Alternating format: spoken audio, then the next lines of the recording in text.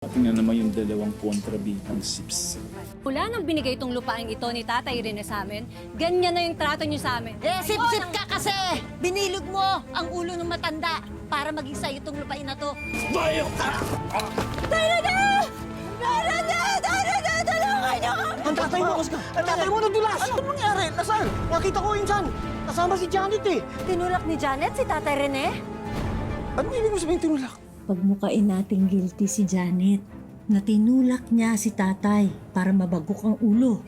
Eh kapag nakakulong na siya, wala na siya magagawa. Sa atin na ang bahay at lupa. Hoy! Umalis kayo dyan. Layo yung tatay ko.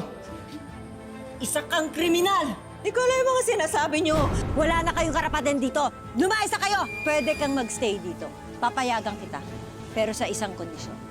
Magkakatulong ka. Di ba sabi ko sa'yo, ayusin mo yan? Bakit hanggang ngayon nandiyan pa yan?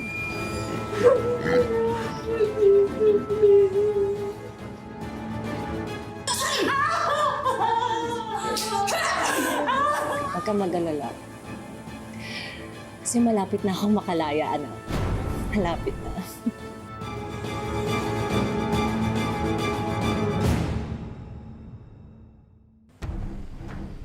Hoy! Ano yung araw itong labada mo? Ulitin mo! Kanina pa po ako naglalaba, Chang. Sumasagot ka pa, laban mo nga ulit, sabi ko, di ba? Baka nakakalimutan mo. Katulong ka dito, ako nagpapakain sa'yo! Ulitin mo itong labada mo, ha? Ulitin mo lahat yan! Ako yung karapatan! Ano ba? Salita ka, ha? Palamunin ka dito! Palamunin ka, ha? Ako nagpapakain sa'yo! Buisit ka talaga! Palamunin! Ulitin mo lahat yan, ha? Huwag nang mauulit ang pangit na paglalaba!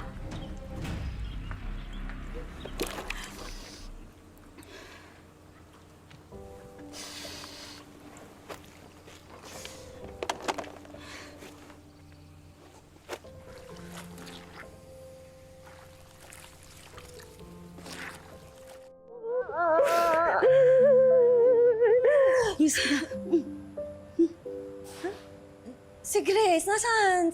Ba't di mo kasama si Grace? Hindi siya makalabas ng bahay ni Tina eh. Bantay sarado siya doon. Mare, kunin mo na ang anak mo.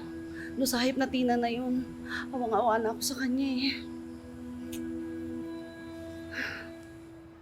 Dami nating mga baboy, ano? Siguro malaki na ang kita natin ngayong taong ito. Kaya sa susunod na taon, magdadagdag na tayo ng koral. Talaga? Ay! Ano? Bago to eh! Kabibili ko lang eh! Pasensya na po talaga, hindi ko po sinasadya. Hey! Ako na lang po maglalaba. Hey! Palit lang ako sandali. Chang, hindi ko po talaga sinasadya. Talaga? Ha? Ikaw talaga? Ikaw talaga? Nananadya ka eh, ha? O tatanga-tanga ka, ha? Siguro pareho, no? Siguro pareho. Naman, ha? Chang, tama na po! Halika dito. Bitawan mo yung anak ko. Bitawan mo ang anak ko. Nay, tama na! Nay! Walang iya ka, Tina! 7 taon! 7 taon, Tina! 7 taon! Walang iya ka! Janet? Oo, ako to! Nay? At nakalaya na ako, Tina, at magtutusa tayo ngayon! Paano nandito ka? Makakalimutin ka na ngayon? Di ba ikaw yung nagpakulong sa akin? 7 taon lang yon. Hindi sapat yon na makulong ka para sa krimen na ginawa mo. Anong krimen pinagsasabi mo? Alam natin ang totoo, alam natin ang katotohanan. Kaya mo mabago ang lahat, Tina, pero ang katotohanan hindi. Kaya andito na ako ngayon. Kinuha niyo na lahat sa akin, pati tong anak ko inaalipin niyo. Kaya babawiin ko na ang lahat ngayon. Anong babawiin? Anong babawiin mo, ha? Hindi ako aalis dito. Aba, napakalaki na ng ginastos namin dito sa lupain na ito. At saka yung anak mo, yung damit niya. Sinong gumastos niya? Yung pagkain niya. Sinong nagpakain sa kanya? Dapat lang na sa amin to. First, Tina, andito na ako ngayon. At babawiin ko na ang anak ko, hindi mo na siya maaalila pa! Hindi mo kami kaya, Janet. Hindi mo kami kaya. Sa akin siya. Sa asawa ko tong lupa na to, Tina. Pinamana to ni Tatay Rene sa asawa ko. Kaya anong pinagsasabi mo dyan, ha? Kung gusto mo talaga at yung lupang to, sige. Kalahating milyon. Eh, garapal ka naman palang hayop ka eh. Janet?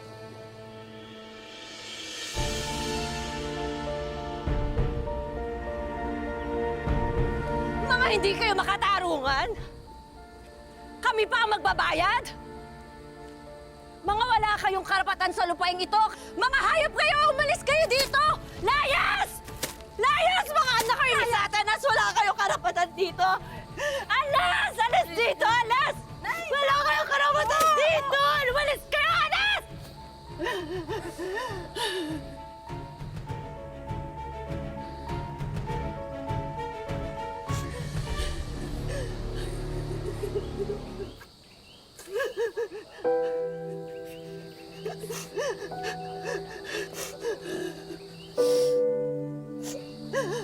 Noong napakulong po ako, nagtiwala lang ako sa Panginoon na makalaya ako dahil wala namang akong ginagawang kasalanan.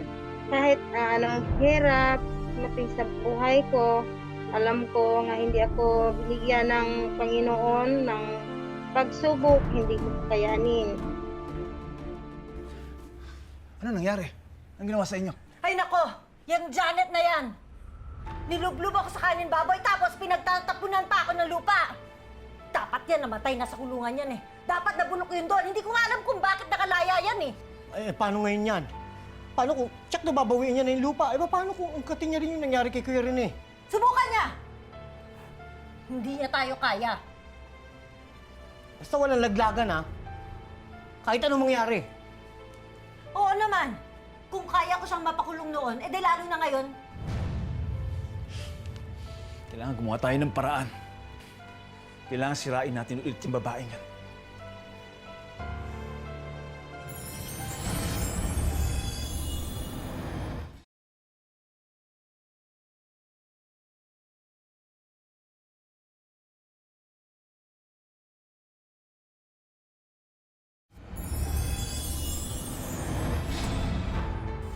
Halika na, anak. Makakalayas ka na sa impyerno ng bahay na to. Halika dito! Hindi pwede! Aalis na ako! Wala kang karapatang pigilan akong umalis kasi masama kang tao. Wala kang utang na loob. Hindi pwede! Matapos kitang binilisan! Ha? Matapos kitang pakainin! Ano? Ha? Kulang pa yan sa lahat ng kawalangyang ginawa mo sa pamilya ko. Saktan mo ng lahat, wag lang ang anak ko. Irereklamo kita! Pakukulong kita! Physical injuries! Hindi na ako natatakot sa'yo. Gusto mo, dagdagan mo pa eh. Nay, tama na po. Lupa? Lupain pa yung gusto mo, ha? Ito, ayan. Kainin mo. Sa'yo na yan, dahil yan ang nababagay sa'yo. Dumi. Yan yung gusto mo, di ba? Dahil hindi mo pagmamayari ang anak ko. Nay, tama na po. Alis na po tayo.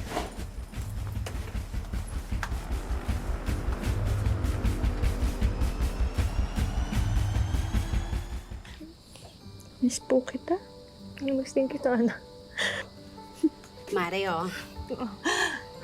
Yan. Naku, Mare, pagpasensya na itong kubo ko, ha? Gusto ko mampaayos to, eh. Kulang ako sa budget. Ano ka ba, Mare? Ako nga humihingi ng dispensa kasi kami pa yung nakikita na dito sa bahay mo. Wala yun, Mare. Alam mo, tumira muna kayo dito mag-ina, ha? Hanggat hindi pa kayo nakakabawi at saka hindi pa kayo nagkakaroon ng pagkakakitaan. Wala naman akong kasama dito. Mabuti ngayon nandito kayo. Ay, salamat, Mars. Salamat po.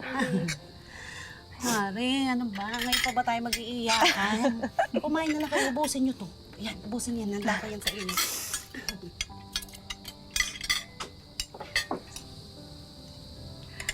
Pero Mars, gusto ko talagang mabawi yung lupa namin. Pero hindi ko alam kung paano yung gagawin ko. Alam mo na, kinamatay na yun ng tatay mo at saka ni tatay rin eh. Pero Nay, ang importante po, magkasama na tayo ngayon. Kaya pa natin bumangon sa buhay, Nay. Kakayanin po natin lahat ng to.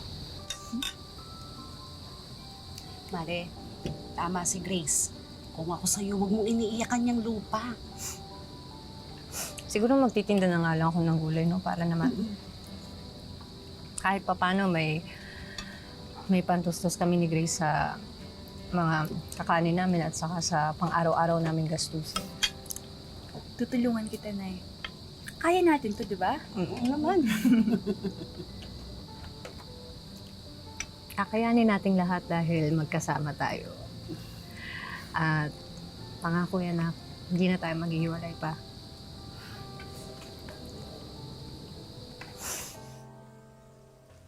Salamat ah. Gulay! Gulay kayo dyan! Talong, pechay, kangkong, okra, gulay! Berto! Berto! Ano? Okay ka lang ba? Mag-ingat ka kasi sa susunod. Pakabait mo, Janet. Pakabuti ng puso mo. Ginawa ko lang naman yung tama, Berto. At saka, sana maniwala ka naman ngayon na wala talaga akong kinalaman sa pagkapatay ni Tatay Rene.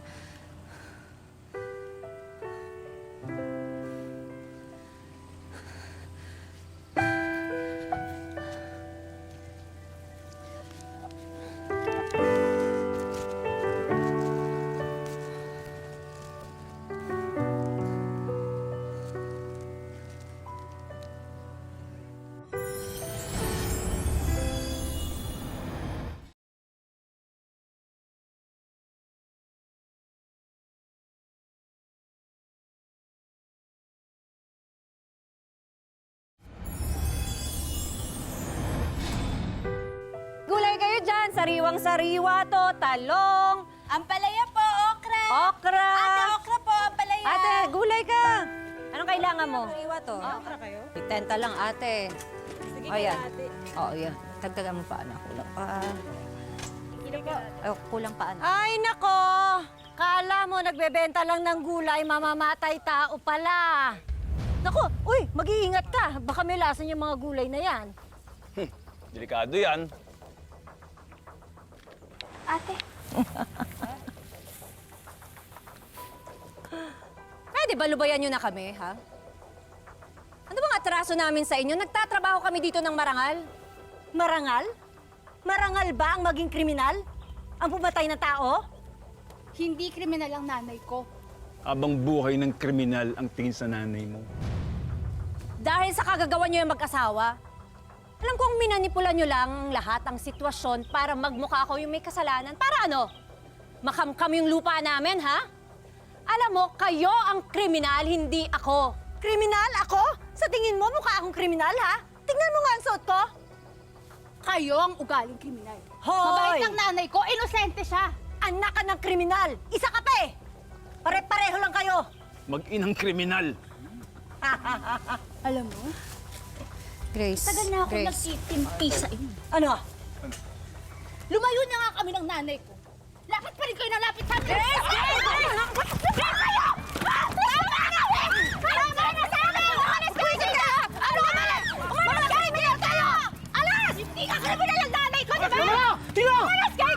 Tama na! Tubayan niyo na sila, Janet. Bakit? Kami nga ang sinugod eh. Tapos kami aatras? Tumigil ka na sa pagsisinungaling mo. Sinungaling! Patong-patong na yung mali at pagsisinungaling niyo eh. Punong-puno na ako sa inyo. Berto! Damay ka rin dito, Carlos. Wala na kayong ginawa kundi magsinungaling at manggamit ng tao eh. Tumahimik ka! Sawa-sawa na ako sa inyo! Tumahimik ka! Hindi ka Sasabi mo, ha? sinungaling! Berto, Janet, patawarin mo ako. Inosente ka. Alam ko nadulasan si Kuya Rene at wala kang kasalanan. tumahimik ka! Hindi totoo yan! Nakita mo ang lahat? Nakita ko. Wala kang kasalanan. Berto, tulong! Tulong! Berto, tulungan! Tinangka mo pa nga siyang tulungan eh. Walang kasalanan! Hindi totoo yan! Sinungaling ka! Ano ka ba? Hindi ba kinidsapan niyo ako? Hindi na! Buko ka na! Ano buko? Buko ka na! Wala akong ginagawang masama, ha? Kaya! Kaya kayo! Papakulong ko kayo! Sige lang! Kayo ang kriminal! Alas!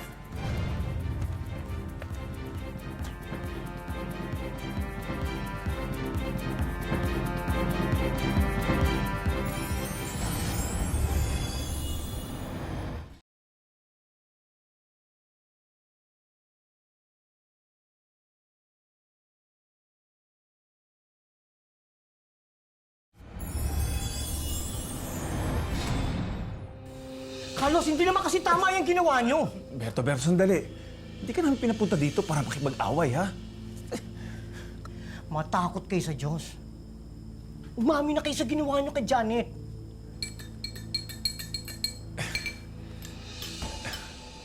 Alam mo, mahirap yung pinapagawa mo, ha? Kung wala ng paraan para mapagbago ang isip mo, Berto, ayaw naman din namin talaga ng gulo. Kaya ka nga namin inimbitahan dito para makapag-usap tayo ng maayos. Siyempre, pamilya tayong lahat, di ba? Hindi na magbabago yung desisyon ko eh. Sasabihin ko na yung totoo. At sana kayo rin. Sabihin nyo na yung totoo. Kausapin nyo si Janet. Malay nyo, mapatawad niya kayo. Hindi niya ituloy yung demanda. Berto, malabo na yan, Kami ba wala namang magawang paraan para magbago ang isip mo? Hindi na magbabago yung desisyon ko. Pasensya na kayo.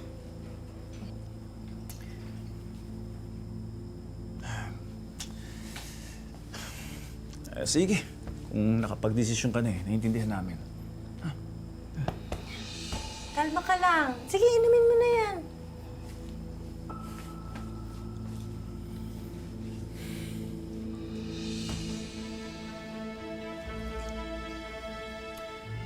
Salamat. At naintindihan niyo ako. Mauna na ako. Nga pala. Kung ako sa inyo, kausapin niyo na si Janet. Hindi pa huli ang lahat para itama ang mali. Di ba? Ingat. Okay. Ingat ka!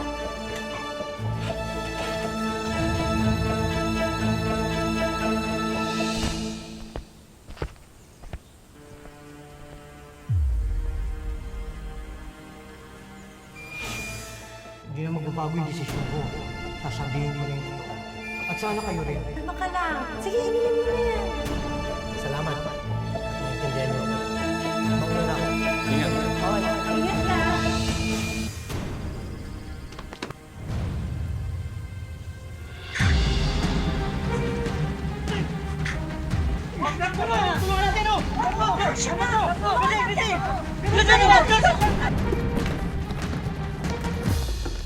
Oh, ano nangyayari dito? Bakit ka nag-impake? Tina, nalintikan tayo. Buhay si Berto. Ano? Nasa ospital. May tumulong sa kanya kagabi. Importante, umalis na tayo ngayon din. Malamang yan, didiin tayo ni Berto. Madadagdagan pa yung kaso natin. Anong gagawin natin? Alis na tayo dito. Lilipat muna tayo doon sa tiyahin ko.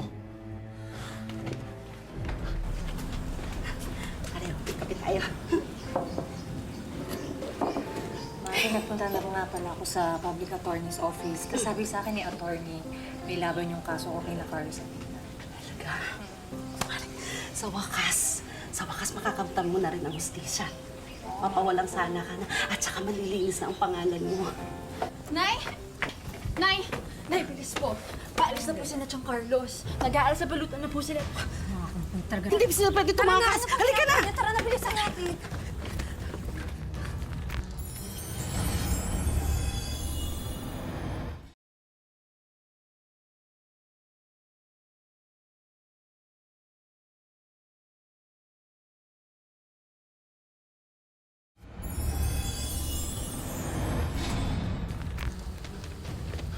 Sakay, sakay!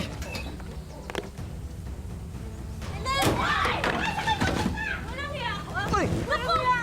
Tumigil kayo! Hindi kayo pwede makataka sa batas pa itong batong mga kasalanan nyo! Hindi kaya! Tao, ha? Ipapakulong pa namin kayo! Hindi kayo mapapakulungan! Mga hayop kayo! Bawal kayo umalis! Anong ginagawa nyo, ha? Pumasok sa loob! Pumasok ka sa loob! Nay! Tumigil na kayo, ha? Papatulong ko talaga kayo! Subukan niyo, ha? Nangangalam, ha? Huwag kayo umalis! Mapakulong pa namin kayo! Sama na!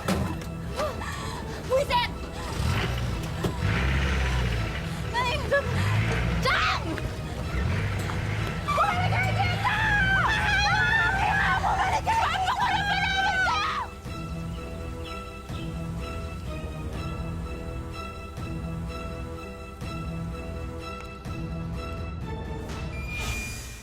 Pagdating daw sa pera, lumalabas ang tunay na ugali ng isang tao. Pag nakulong ka na hindi naman talaga ikaw yung may kasalanan, maaari kang mag-file ng compensation. Dito, maaari kang makakuha ng 1,000 per month dun sa panahon na nakulong ka. Kailangan mong i-file yung claim within 6 months from the time na na-release ka sa imprisonment.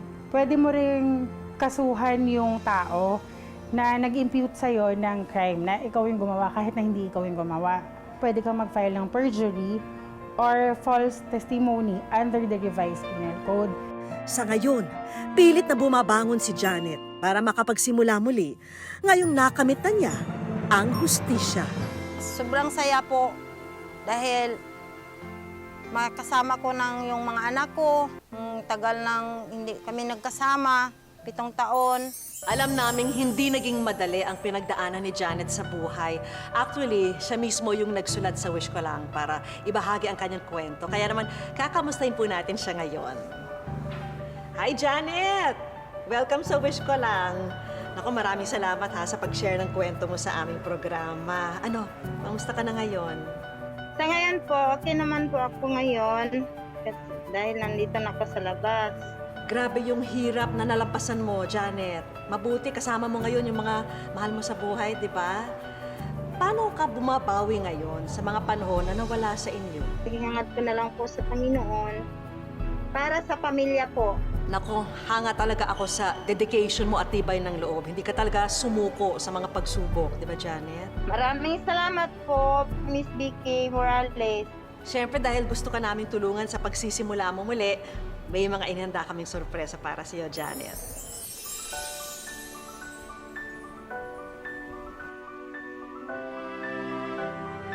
Masaya po ako dahil binigyan ninyo kami ng baboy. Sobrang saya po talaga. At para sa suportang ibinibigay naman ng komunidad ngayon kay Janet, handog ng Wish Ko Lang ang isang munting salo-salo para sa kanilang barangay.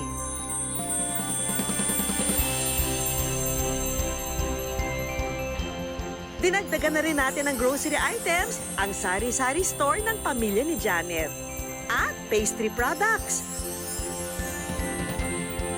Matatanggap din ni Janet ang mga negosyo package na ito. Coffee business at brand new kitchen appliances. Ayan, Janet, Wish Ko Lang Savings. Tulong pinansyal ng aming programa para sa bagong pagsisimula mo. Daghang salamat po sa Wish Ko Lang. Sa una, nagsulat ko. Ug karon, niabot na ang ipangayo ko. Naghirap man dahil sa maling paratang. Salamat po, salamat. Napatunayan naman ang kwento ni Janet na sa bandang huli, laging mananaig ang katotohanan. Mga kapuso, lagi po natin tatandaan, hanggat hindi tayo napapagod, humiling at maniwala, hindi tayo mapapagod lumaban sa buhay. Ako po si Vicky Morales at ito po ang Wish Ko Lang.